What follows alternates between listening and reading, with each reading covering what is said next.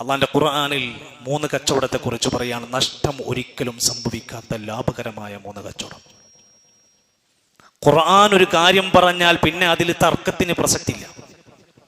നമുക്ക് നഷ്ടങ്ങളില്ലാത്തൊരു കച്ചവടത്തെ സൂറത്ത് ഫാത്തിറിന്റെ 27-ാമത്തെ ആയത്ത് മുതൽ 29 വരെ വായിച്ചു നോക്കിയാൽ, ഇന്നല്ലദീന യത്ലൂന കിതാബല്ലാഹ്, തീർച്ചയായും അള്ളാഹുവിന്റെ ഖുർആൻ, അള്ളാന്റെ ഗ്രന്ഥം വായിക്കുന്ന പാരായണം ചെയ്യുന്നവർ.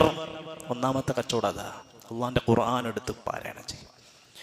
വഖാമുസ്സലാ, രണ്ടാമത്തേത് നമസ്കാരം മുറപ്രകാരം നിർവഹിക്കുന്നവരായി മാറുക. 3 വഅൻഫഖൂ മിമ്മാ റസഖ്നാഹും സിർറൻ വഅലാനിയ, രഹസ്യമായി പരസ്യമായി അള്ളാഹുവിന് ഇഷ്ടപ്പെട്ട മാർഗത്തിൽ സമ്പത്ത് ചെലവഴിക്കാം. ആയത്തിന്റെ അവസാനം അല്ലാഹ് പറഞ്ഞു, യർജൂന തിജാറതൻ ലൻ തബൂർ, നാശമേതുമില്ലാത്ത കച്ചവടമാണ് അവർ പ്രതീക്ഷിക്കുന്നത്. അവർക്ക് കിട്ടുന്നത് നഷ്ടങ്ങൾ ഒരിക്കലും വരില്ല. ആ ആയത്ത് വിശദീകരിച്ചപ്പോൾ തഫ്സീറുൽ മുയസ്സറിൽ അദ്ദേഹത്തിന്റെ രേഖപ്പെടുത്താണ്, ഇന്നല്ലദീന യഖറഊനൽ ഖുർആന, അവർ ഖുർആൻ നന്നായി ഓതും, വയഅമലൂന ബിഹി, അതിൽ പറഞ്ഞ കാര്യങ്ങളൊക്കെ ചെയ്യും, വദാവമു അലസ്സലാത്തി ഫി ഔഖാതിഹാ, സമയമായാൽ സമയബന്ധിതമായി നമസ്കാരം നിർവഹിക്കും.